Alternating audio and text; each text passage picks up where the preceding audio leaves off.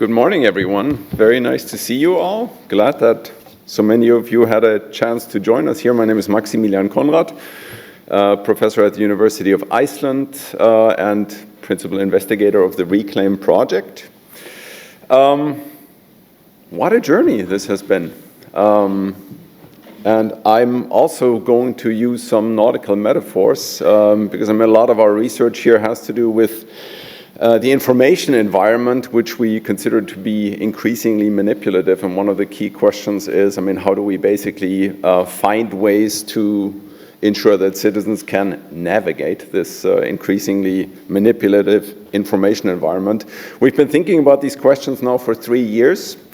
In this talk, I want to talk a little bit about kind of what our ambition has been, how we have organized this work, what we have found, and also outline some tentative conclusions, at least tentative lessons learned from this project. I have to say, though, even though this is the last public event of this project, we have a lot of work ahead of us. The project ends in September, so we have 3 months left in this project, and we still have a lot of publications in the pipeline that will be delivered at the end of the project and then will be published in due course. So I also want to thank a lot of people, but I think that would actually use up all my 20 minutes, so I will have to do this during the coffee breaks and kind of also towards the end of the project.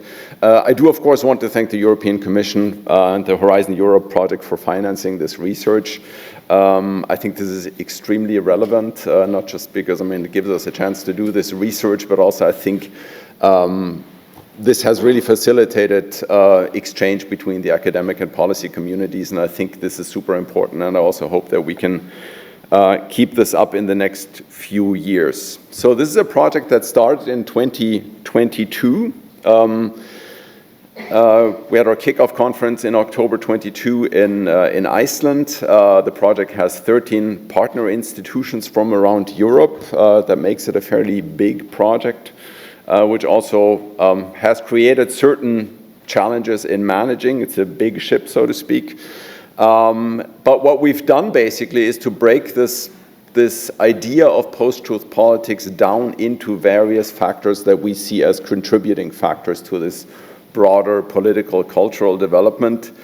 So basically we've looked systematically at different aspects of what we think about as the post-truth condition, with the main objective being to analyze, first of all, the impact of post-truth politics on liberal democracy, so as to be able, in a second step, to propose concrete measures as well as develop narratives, methods, toolkits that can be used to basically mitigate the impact of post-truth on liberal democracy. In terms of outputs, there's a broad range of journal articles, research reports, books and edited volumes, some of which are still in the pipeline, like I said, but it's if you check out our website, you see that there's a whole range of academic publications that have already been published and that are also coming out in the coming months.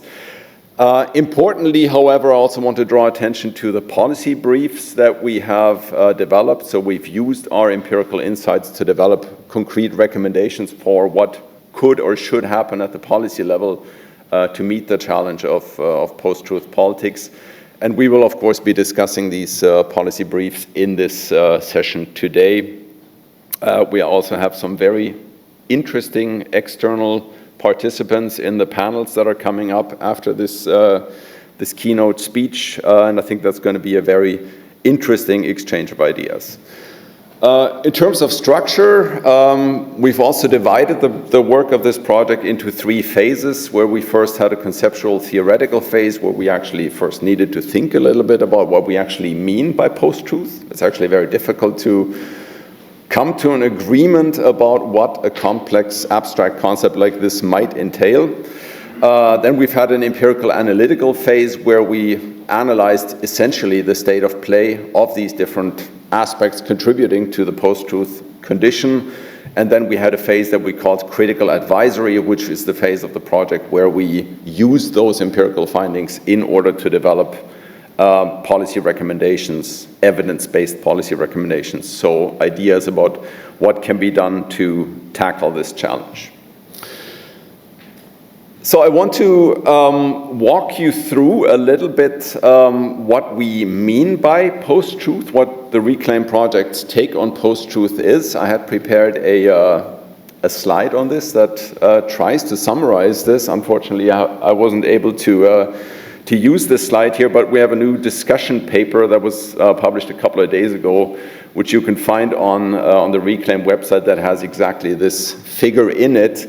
It's basically supposed to illustrate the composition of this idea of post-truth condition and also highlight through a bunch of arrows how we see the causality between the different factors that make up the post-truth condition.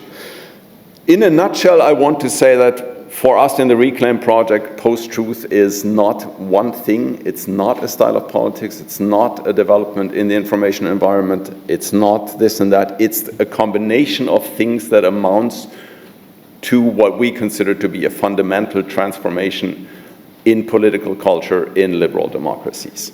We look at this also ideal typically, so we're not making any claims about, yes, we do live in a post-factual or post-truth age, but there is a certain understanding of post-truth that where we can observe that certain developments are already there that might take us towards this ideal typical understanding of post-truth.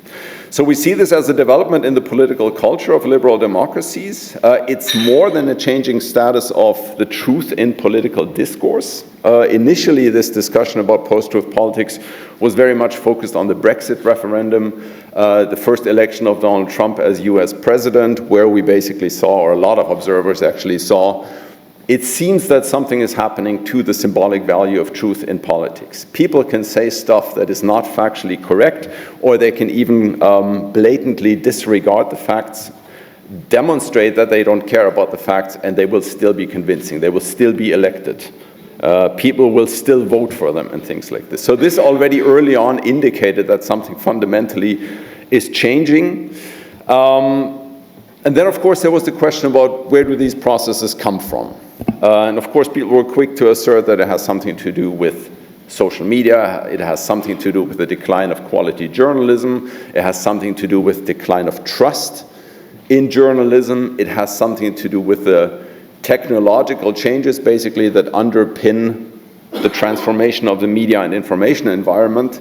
Now, of course, it also has to do with the rapid rise of artificial intelligence. So now it's not only anymore the fact that there are social media that present a vehicle that makes the spread of disinformation incredibly easy, but now there's also technologies that can be used to generate disinformation, and that can also be used to tailor-make disinformation and tailor it to specific target audiences. And that's, of course, something that we weren't fully aware of when this project started in 2022, which goes to show that the development of post-truth is basically a moving target, and we always need to take this technological development into account.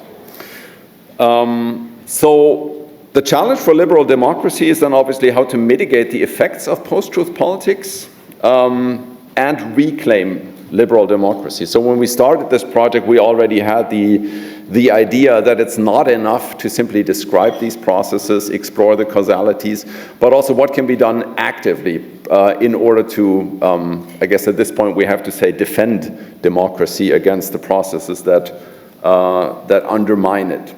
And in this, I want to talk a little bit about the importance of citizenship education, the importance of quality journalism, the importance also of functioning public spheres. Certainly also, I want to mention aspects about the regulation of, not necessarily of disinformation, but the regulation of the media and information environment. Basically, the question of what can liberal democracies do to regulate the information environment so as to protect themselves against this potentially coming post-truth age. This would be the moment where I would show my my figure, but that's okay. I also only have 20 minutes. So I want to talk a little bit about the key findings. So again, we have 7 different work packages where we talked about this from the angle of political theory.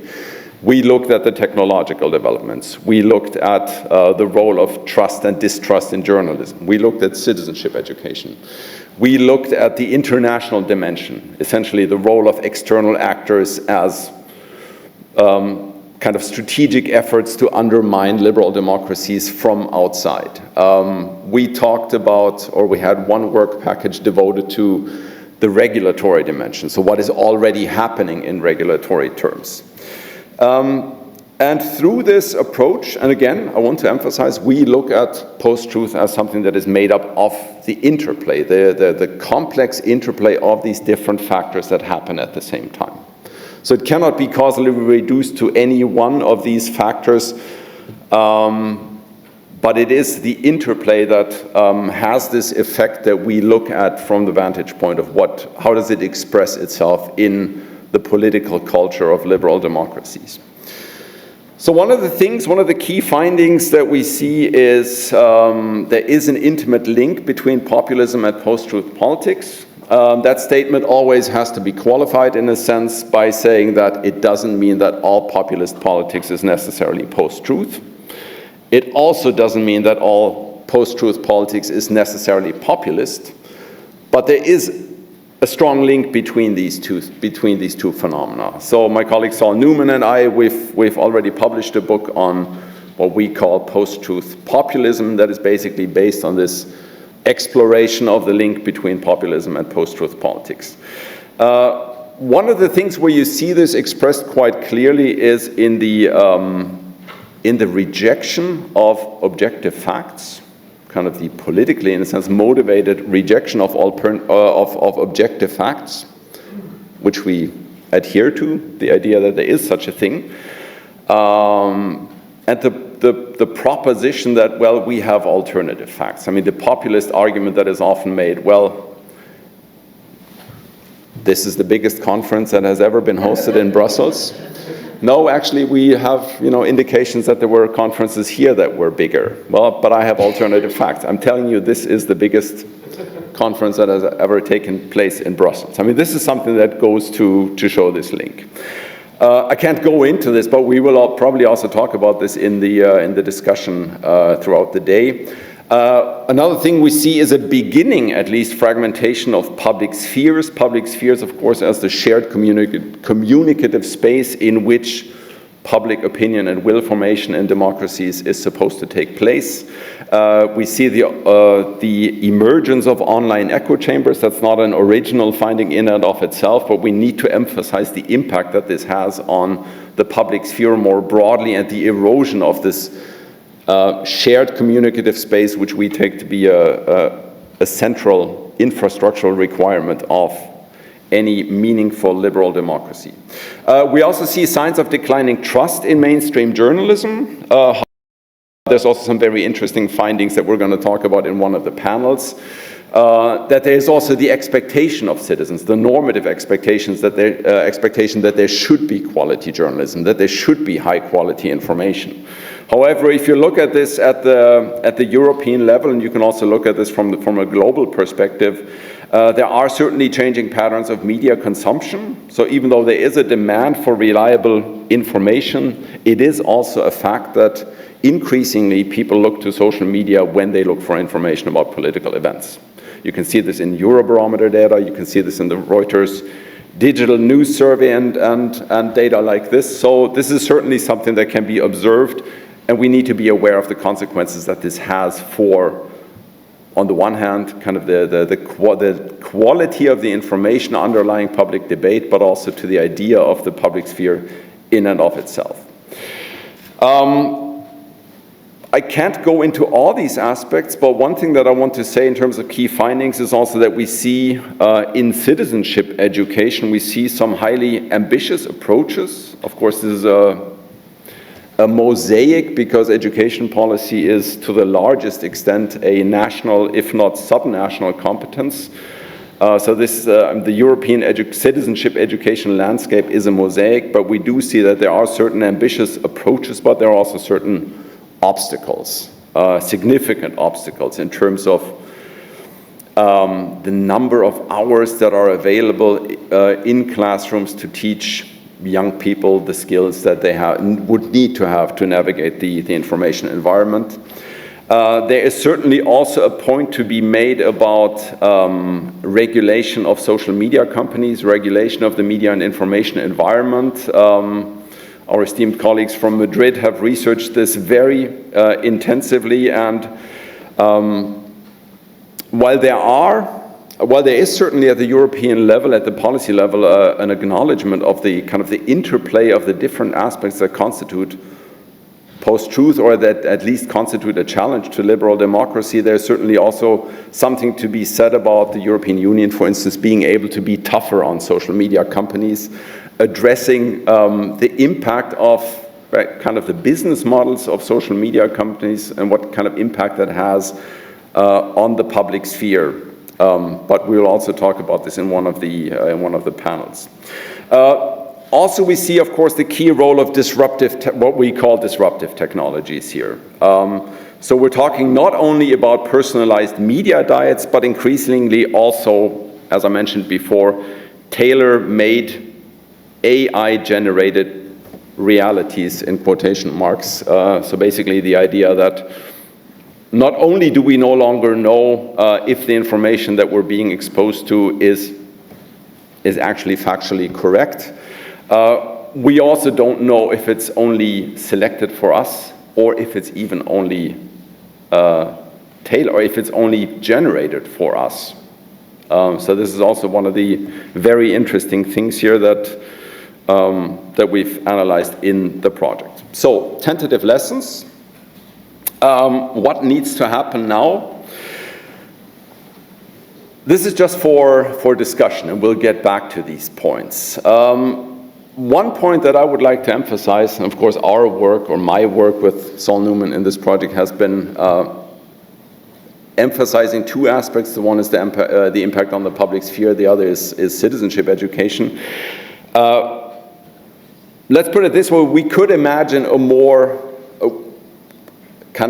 resolve in protecting the public sphere. There needs to be an awareness that a public sphere as a communicative space is a cornerstone of liberal democracy.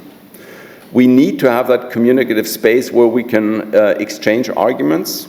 In order to be able to exchange arguments, we obviously need a factual basis. It's very difficult to argue with somebody that says, this is the biggest conference in this town ever, and that's a fact. So we need those things. And we also need to protect the public sphere in order to counter polarization, political and societal fragmentation, aspects like this. When it comes to social media companies, we also need to address the fundamental challenges that social media companies with their business models entail for the public sphere. In our policy recommendations, we talk to some extent about more demands for algorithmic transparency, for instance. People need to know how information is being selected for them. I was in a panel debate a few weeks ago where a young person said, I don't really look for information, it just comes to me. And that kind of gave me the idea that it is obviously important that people know that information doesn't just come for them, it is selected for them. The choice that we need to make is, do we want the person to make that choice for us, or do we want to make a machine make that choice for us? And do we want this choice to be made by a machine that is serving the profit of somebody else? So I think in those regards we can talk about regulation that takes all these things into account. So that's one aspect. Possibly explore alternatives to existing and in parentheses, profit-driven social media. We've discussed in our policy recommendations the idea of public service social media as a possible alternative, but we also need to talk about more support for quality journalism. And in that regard, I'm not only talking about more financial support for quality journalism, even though that is a very important aspect. This is also something that ties into the field of citizenship education. I like to argue the case that it is not important only to support quality journalism by financial means, but also through citizenship education by giving people an appreciation of what journalism is, how it works, and what important role it plays in liberal democracy. So that people even have just a very basic understanding of it's not enough to say this is fake news and we're not going to deal with it. We need to understand this as part of a broader delegitimation of the fundamentals of liberal democracy. I'll be happy to talk about this if there are more questions about this. And we need better follow-through, in a sense, and coordination of citizenship education programs. Again, this is a mosaic because it's a national and in some cases subnational competence. There needs to be more emphasis on media literacy at all levels. I would go as far as saying that there also needs to be more emphasis on science literacy. And by that I don't only mean a basic appreciation of how facts are constructed. I mean, what it means to make an observation, provide evidence, and things like this. But this also seems to be something that is undermined through populist discourse, and there also seems to be an underlying problem in terms of the basic understanding of how these things work. Also, last point, also about citizenship education, there also needs to be more support for teacher education in the respective areas. So it's not enough to put things in a curriculum and say these are the skills that are to be achieved. There also needs to be a concerted effort, in a sense, to develop teacher education programs so that they can actually teach the skills, or that they have the skills to teach the skills that they're supposed to teach. All right. I will end here. This was a very broad overview of the Reclaim project. I hope it gave you some sense of what we're doing. More information about Reclaim can, of course, be found on our project website, which is not listed here. It's reclaim.hi.is. There you can also find all the publications. I will end here and say thank you very much.